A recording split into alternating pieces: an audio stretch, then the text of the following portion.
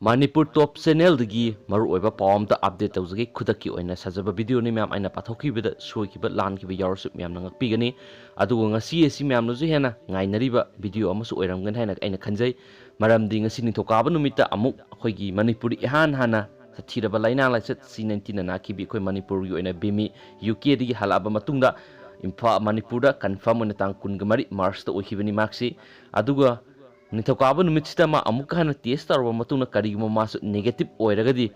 ma asi sathiraba laina lase C19 si nadre haina mayam da laktokaduriba numit aduni ngasi si mayam aduga khoigi health minister langpolakam Jayanto Kumar ngasi social media da thadore bemi asi sathiraba laina lase C19 sidagi nadre negative oire haina mahang thadorakre masi yamna nungaiba pawni mayam pungkhudi makta share tobiyu nuksibiduna aduga mahang nasu asigumlaba nungairaba mikup asida min general amasum doctor amasum nurse jenims ki lairiba sing particular oina ko makhoida su mahakna haraukti ama kya ama phungdori aduga lairiba praja myam dasu mahakna message ama pibirei stay home stay healthy haina myam aduga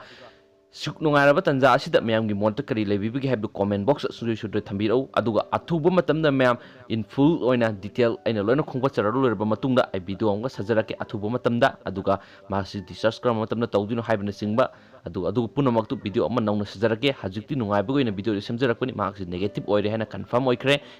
aduga akhoi lairiba doctor sing nurse sing staff sing punamakpusu haningai laitana thagatsari aduga akhoi honorable khoi Manipur gi chief minister N Biren busu thagatsari khoina uba ngamdaba tawba ngamdaba thab kyama khoi Manipur macha sing gi damakta khoi gi chief minister bu hanana thagatsari share ga ma video sem tang selu sinjarage thuna update pijarake thank you